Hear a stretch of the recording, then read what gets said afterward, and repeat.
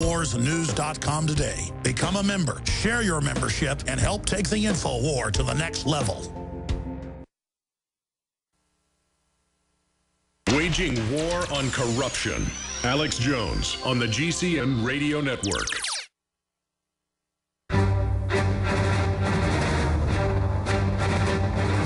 Big Brother, mainstream media, government cover-ups. You want answers? Well, so does he. He's Alex Jones on the GCN Radio Network. And now, live from Austin, Texas, Alex Jones. All right, final segment with Lord Monckton. We'll give you his website here in a moment. You've got the floor, sir, in the 5 minutes we have. Thanks for staying over. I want any other attacks they're involved in we should know about, their latest scams, and then any other solutions. Lord Monckton. Right. First thing is we're now going to fight back. We're going to fight back in an organized way. We're going to make absolutely sure that these people know that if they are ever dishonest in what they do, we will have them prosecuted for it. And in the United Kingdom, we still have the freedom to mount a private prosecution even when the corrupt institutions of the state refuse to do so.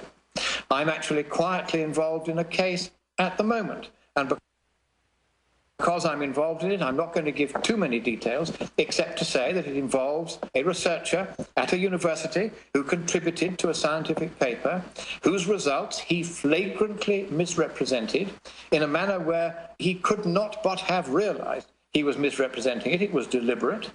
He deliberately misrepresented those results with the intention of maintaining the enormous funding that particular university gets for its work on climate change, and of impoverishing those of us who have to pay the massive extra money for energy bills that you were talking about earlier.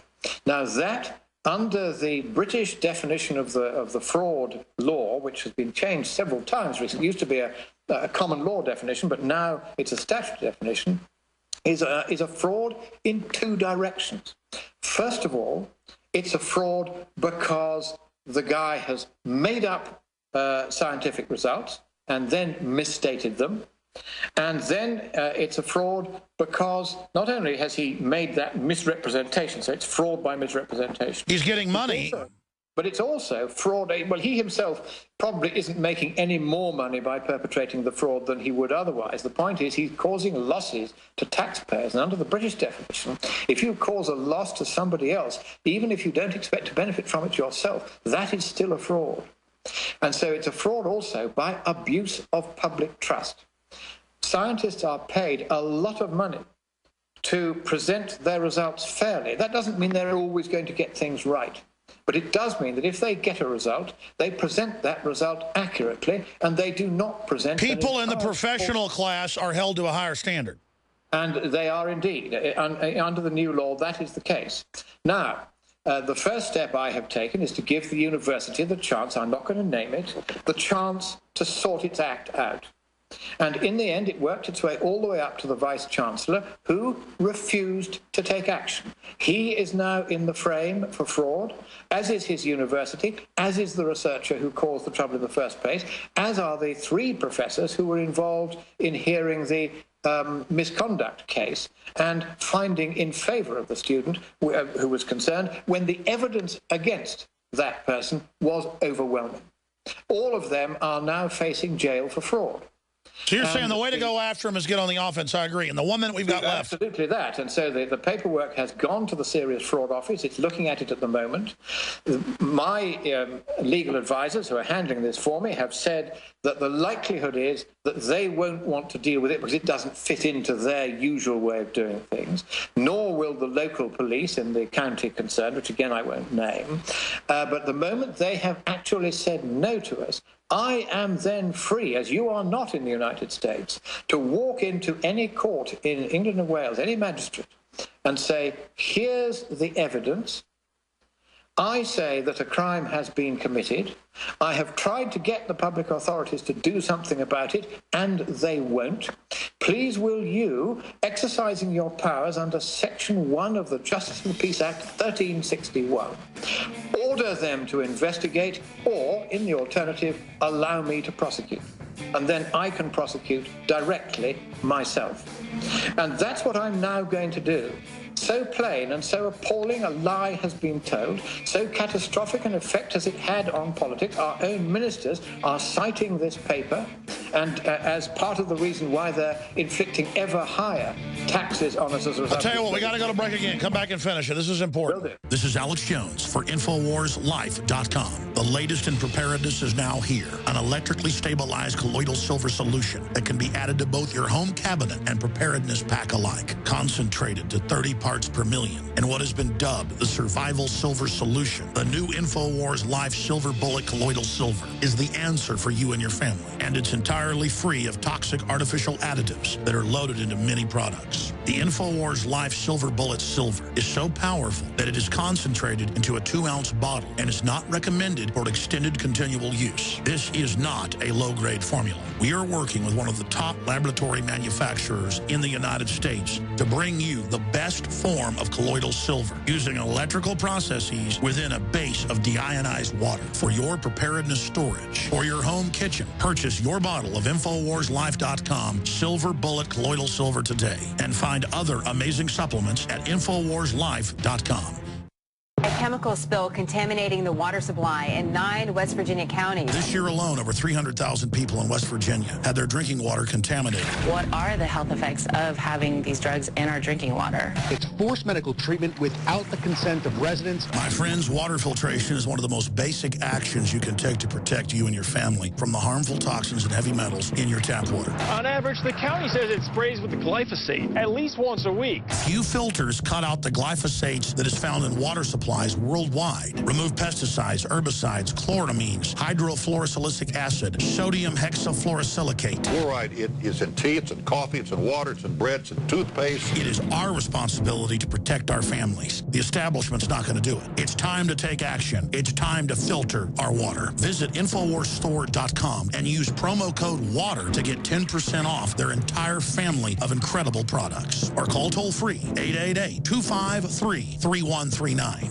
Hi, folks. Alex Jones here with some important information. I want to tell you about Matt Redhawk and his team of patriots over at My Patriot Supply. Several years ago, Matt was sitting in his 2-bedroom apartment, frustrated with the direction this country was headed and the charlatans willing to sell us out for a quick buck. Deciding to take action, a company run by patriots for patriots was born. My Patriot Supply has never taken a loan or accepted outside funding. They now operate 2 distribution facilities and employ over 50 hardworking American men and women. It is rare to find companies who practice what they preach. And that's why I stock my pantry with high-quality storable foods from My Patriot Supply. Go to mypatriotsupply.com/Alex today for special offers on emergency food storage or call their preparedness specialist at 866-229-0927. That's 866-229-0927. Do business with someone who shares your values. mypatriotsupply.com/Alex.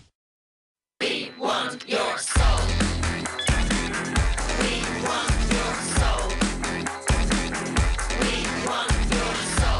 Defending the Republic from enemies, foreign and domestic. It's Alex Jones. Tell us your habits, your facts, your fears. Give us your address, your shoe size, your years. All right, I'm going to go over some of the latest geopolitical news, economic news. When Lord Monckton leaves us in about 5 minutes. He's really on the offense right now, just like happened with ClimateGate and those documents coming out. There's new ones coming out all the time now where they're major universities getting caught organizing fraud. They know the Earth's not been warming for 17 years. A lot of data shows it's been cooling the last few years. But regardless, folks, I don't romanticize the oil companies. I don't romanticize any of this. Most of the big oil companies like BP and Dutch Roll Shell, I see them funding all the environmental ads. So they basically are working with this. This has been the decided program. I get zero money from any corporation or petrol group, and any time I talk about our coal power plants being shut down, you must work for them. Well, actually, coal is generally diametrically opposed to oil because coal's even cheaper than oil.